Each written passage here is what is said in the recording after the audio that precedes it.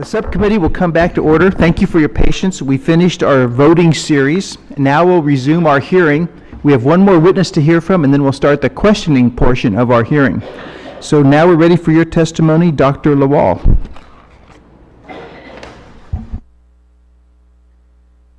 Thank you, Chairman Lamborn, Ranking Member Holt, and esteemed subcommittee members. My name is Case Lawal, and I'm the Chairman, Chief Executive Officer of KMAC Energy, Inc., an independent oil and gas exploration and production company focused on energy resources in Africa. Our asset portfolio consists of 9 exploration and production licenses in 4 countries covering over 10 million acres. We have existing production and other major projects, deepwater offshore Nigeria, as well as exploration licenses with significant hydrocarbon potential and development onshore and offshore Kenya, offshore Gambia, and offshore Ghana. Headquarters in Houston, Texas. KMAC Energy is listed on the New York Stock Exchange and on the Johannesburg Stock Exchange. We are one of only a few minority-owned companies that is listed on the New York Stock Exchange. Our business model at KMAC revolves around strategic partnerships. We enter into partnerships to defray the cost of drilling exploratory wells, and KMAC has an in-depth knowledge of African territories. This expertise is highly beneficial to our large oil and gas partners with whom we share profits. Through the skillful and effective use of strategic partnerships, KMAC has been able to reach a level of success in business as a minority-owned company. As a minority-owned company, we have experienced over the years many struggles and challenges to get to where we are now. It has been an uphill battle, and 28 years later, I must admit, the struggles and the uphill battle continues. It seems that women and minorities are still struggling to obtain the skills, degrees, post-secondary training, trade certifications, and mentorship needed to break into the energy industry. It is imperative the private and public sector do more to fill the gap in career opportunities available to those historically marginalized and underutilized. Creation and promotion of more opportunities for women and minorities in the oil and gas industry have the potential to affect the future generations of families. Energy jobs can help women who are increasingly becoming the head of households overcome generations of entrenched poverty and low-paying, dead-end jobs. Energy jobs have potential to economically and vitalize the change and the cause of minority families and the communities in which they live. In addition, we must heighten interest in math, science, engineering, and technology studies among inner-city high school students through scholarship and guidance counseling initiatives. Students are not aware of the many diverse careers that the energy portfolios offer. Houston is known as the energy capital of the world, and as such, Houston Independent School District opened the Energy Institute High School, which is believed to be the first in the nation, to focus on careers in oil and gas alternative energy sources and technologies. Esteemed subcommittee members, your help is needed to even the energy kill and field for women and minorities. Please allow me to give you some examples of how I believe you may be able to influence and create a level playing field. Please urge large energy corporations to enter into partnership and joint venture with qualified minorities and women and minority-owned companies as a means of generating mutually beneficial opportunities. Create a stronger incentive for large and multinational energy corporations to hire, mentor, and contract with women and minority-owned companies. Host forums such as these and outreach initiatives that enable women and minority-owned companies to gain access to and meet key decision makers and chief executives of large corporations. Provide tax incentive to large energy companies that award a predefined percentage of business to women and minority-owned companies. And finally, among others, reward top energy corporations with national recognition and awards for proactively working with minority and women-led companies. We must all do more to open the energy industry to women and minorities. There can't be a true global or U.S. economic progress without such diversity and sincere inclusiveness. Thank you for allowing me to come before you and share a few of my thoughts with you today, Mr. Chairman. Okay, thank you. And I thank all of you for your patience, number one, and for your testimony and for being here, number two.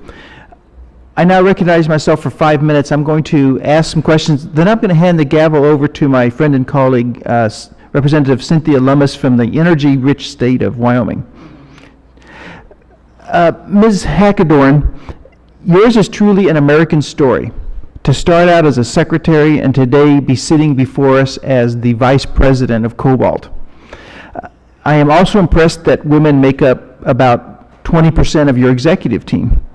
It seems that your career path in offshore energy is intrinsically tied to a period of rigorous offshore activity, especially given that you were one of the first hires at a company that was formed to focus on deep water exploration. Do you believe increased access to new areas of our nation's outer continental shelf would generate similar job opportunities elsewhere in the U.S., including for women and minorities? Thank you. I'm happy to answer that question. After I turn on my mic. The simple answer is yes. But what I would say is technology has driven so much of our industry over the last many years. In fact, as I was thinking about what I would say today, I couldn't help but look back over my past and what got me here. And interestingly, when I decided that I wanted to be a landman over 30 years ago, I spoke to my father, who was an independent oil man. Now, he was not a rich independent oil man. But he said to me, he said, well, Lynn, I think that's probably a good idea. He said, I think this industry will be around another 10 years. I promise you, he said that in 1979 or 1980. And I make this point because there has been so much new technology. It seems like every decade there's something new, the unconventional that we see all around our country now. Deep water, new technologies to drill deeper in deeper waters.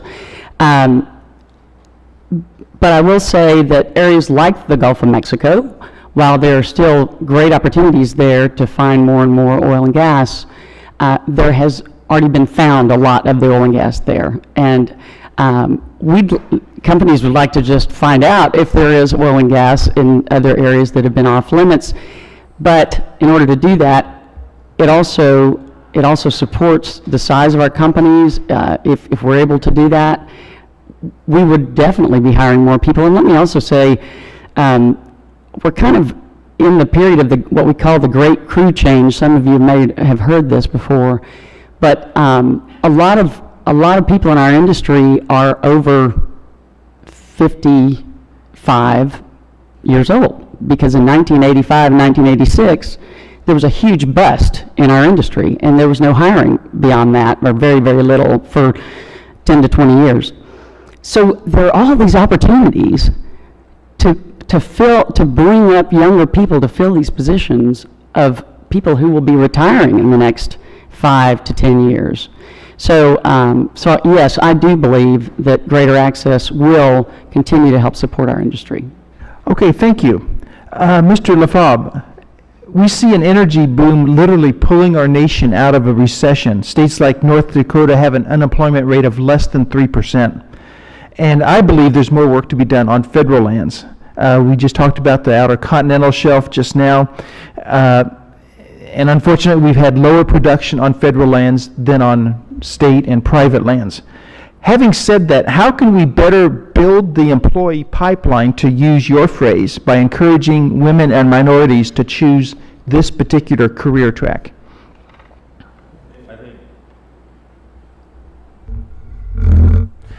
I think a big part of it is changing the nomenclature with which we talk about the positions that people are applying for. To dovetail on what my fellow panelists said, technology is quite significant. So if you look at the positions that are quote unquote blue collar, and we use the nomenclature blue collar because that was what was in the report, they're really very, very technical. If you're a drill operator, or even if you're a welder now, it's much more technical than it used to be. And so changing the nomenclature to say you're a craftsperson or you're an artisan, which is what we try to think of ourselves as in the construction services industry, is a significant part of it. I think the second part of it is having people interact with people in those geographies. So from Calgary to Midland to Cambridge, Ohio, I've had no problem interacting. But I think there's often a hesitancy if you're from Beaumont, Texas, or if you're from someplace other than the geographies that we're talking about, sort of the four corridors where we're seeing a lot more development. If you haven't interacted with people from those areas, then you're going to be less hesitant.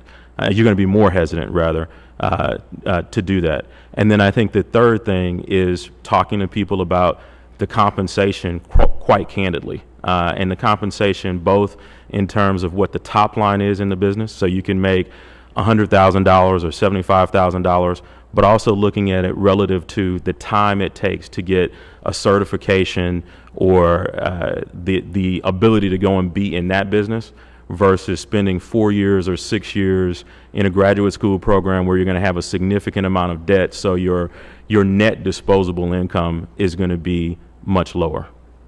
Thank you. In today's Wall Street Journal, there's a great article about the fracking boom and what it means to places like communities in North Dakota. And one remark they make is that people have come there looking for work that are out of jobs everywhere else in the country, and they're finding it. So that's an exciting prospect. I now recognize the ranking member for 5 minutes, and then I'm going to ask Representative Lummis to